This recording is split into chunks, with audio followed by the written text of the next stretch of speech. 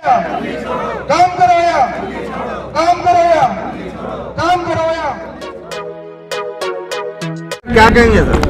नमस्कार, मेरा नाम संगराज राणा है। मैं डॉक्टर भीमराव अम्बेडकर कॉलेज में सेक्रेटरी और जॉइंट सेक्रेटरी के पद पर हूँ। देखिए, मैं आपको थोड़ा विस्तार से बता दूँ। मनन लाल खुराना जी के टाइम पे एक MOU साइन हुआ था, मैटर ऑफ अंडरस्टैंडिंग, जिसमें ये तय हुआ था कि 12 कॉलेजेस की सैलरी वो देगी दिल्ली सरकार, जो फंड है वो दिल्ली सरकार देगी, जगह उनकी होगी, बाकी रूल रेगुलेशन सारे वो दिल्ली यूनिवर्सिटी के लागू होंगे। हमारी फाइल्स है, बच्चों का एडमिशन है, सब दिल्ली यूनिवर्सिटी का होगा। लेकिन ये अब आम आदमी पार्टी आई है, अब ऐसा क्या हो गया? ये जब से कोविड आया है तब से इनकी लड़ाई है। सबसे पहले हमारी रोकी थी 2019 में, हमारी सितंबर की 1 महीने की रोक ली थी। क्या रोकने से कर्मचारी के हाथ में है कि वो गवर्निंग बॉडी बना सके?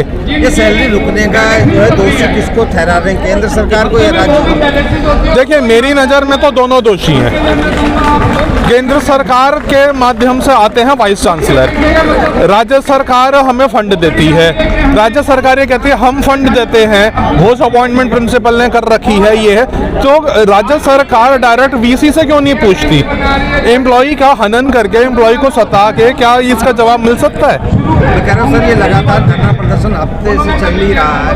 आप लोग की मांग नहीं रहे ना, कोई आपसे डेलीगेशन दिल्ली का आ रहा, आगे की जो है कहीं ऐसा तो कोर्ट में केस डालने का आगे का कोई ऐसा? देखिए, कोर्ट में तो केस हम डालेंगे नहीं, और अगर जरूरत पड़ी तो डाल भी देंगे, वो देखी जाएगी आगे की नीति। लेकिन कोर्ट में कोई आगे नहीं आता है। पिछली बारी भी कोर्ट केस हुआ था, तो तब इन्होंने झूठ सच दिखा के नहीं हम तो दे रहे हैं, हम तो दे रहे हैं, सैलरी दे रहे हैं। जब सैलरी नहीं है तो हम वकील को पैसे कहाँ से देंगे? नहीं सर, बताएं ना, वहाँ जाके जब पिटीशन डलेगा मजिस्ट्रेट साहब पूछेंगे भाई इनको सैलरी किस लिए नहीं दिया जा रहा है, इनका कसूर क्या है? वो ये बोलते हैं नहीं हम तो जी लगातार दे रहे हैं, लेकिन हमारी नहीं चलती है, हमारा नहीं होता, हम अपना कुछ भी नहीं कर पाते। घोष अपॉइंटमेंट, वो तो प्रिंसिपल तक को कह रहे हैं कि घोष अपॉइंटमेंट है, प्रिंसिपल की घोष अपॉइंटमेंट हो सकती है, अप्रूवल नहीं है दिल्ली सरकार से। अरे दिल्ली सरकार से अप्रूवल हम क्यों लेंगे जब govern by he Delhi university है? तो दिल्ली सरकार तो फंडिंग एजेंसी है हमारी, तो हम अप्रूवल उनसे क्यों लेंगे? ये प्रिंसिपल आप लोग क्यों नहीं धरने में उतर के आते हैं, उनकी भी तो सैलरी नहीं मिल रही? देखिए, ये मैटर बड़ी आसानी से 2 तरीकों से सॉल्व हो सकता है। सबसे पहला तरीका कि 12 प्रिंसिपल, जो 12 कॉलेज के 12 प्रिंसिपल हैं, वो अपना डेलीगेशन लेके वाइस चांसलर के पास जाएं, उनसे मिलें, उनको बोलें कि सर कॉलेजेस में काम नहीं हो रहा है, बच्चों के जो रिजल्ट है, मैं कहता हूँ वो भी रोक दो। जैसे बच्चों के रिजल्ट रुकेंगे कुछ काम नहीं होगा, ना रिजल्ट निकलेगा, ना मार्क्स अपलोड होंगे, ना कुछ होगा, अपने आप इनको नीचे आना पड़ेगा। और वाइस चांसलर जो हैं वो फिर केंद्र राज्य सरकार से बात करे कि अब आप बताइए कि ये बैठ के कैसे मसला हल हो सकता है। अभी कोई आप लोगों के बीच में मेमोरेंडम दिया है, जैसे क्या नाम राज्यपाल हुआ या क्या नाम केजरीवाल सरकार? हाँ जी, दिया है हमने उनको, गौतम गंभीर जी को भी दिया था और विदुड़ी जी को भी दिया। में मेरे गांव का मौसम गुलाबी है साहब, माफ़ करना, ये आंकड़े झूठे हैं और ये आंकड़े किताबी हैं।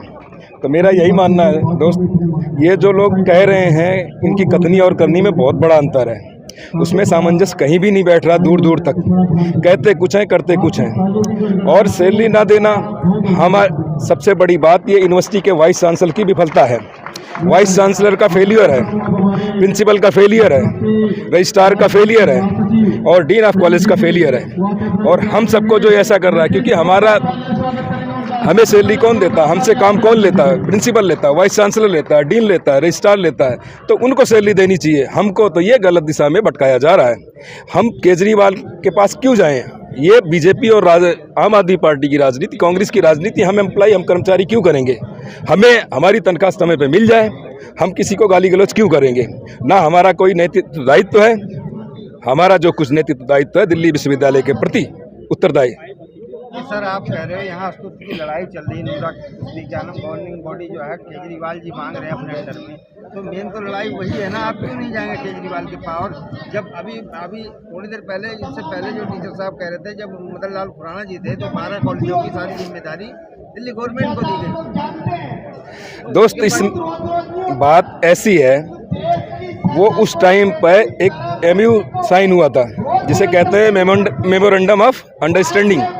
उसको समझने के लिए, उसको जानने के लिए सब जो है दिल्ली यूनिवर्सिटी के रूल रेगुलेशन में बाकायदा निहित है। हमारा जो ये 12 कॉलेज है पार्लियामेंट्री कमेटी द्वारा बना हुआ है और उसमें सब चीज़ों का वो है। गवर्निंग बॉडी ना बनाना ये महापाप कर रहे हैं।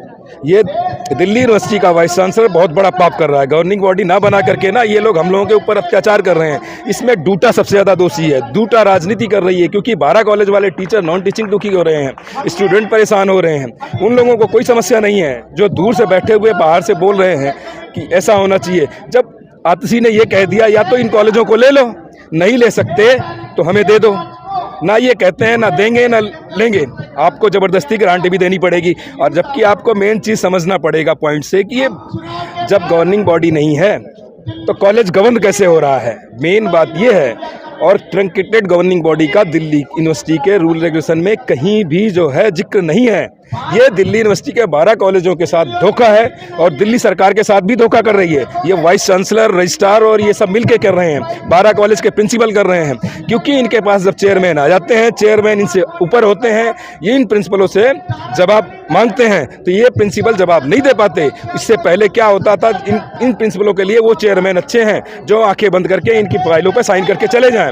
जो प्रिंसिपल, जो चेयरमैन सही राइट मांगता है, अधिकार की बात करता है, रूल रेगुलेशन की बात करता है, वो चेयरमैन इनके लिए गलत है। क्योंकि आप सोचते होंगे पहले उस जमाने में कांग्रेस के टाइम में उतने पढ़े लिखे नहीं आते थे।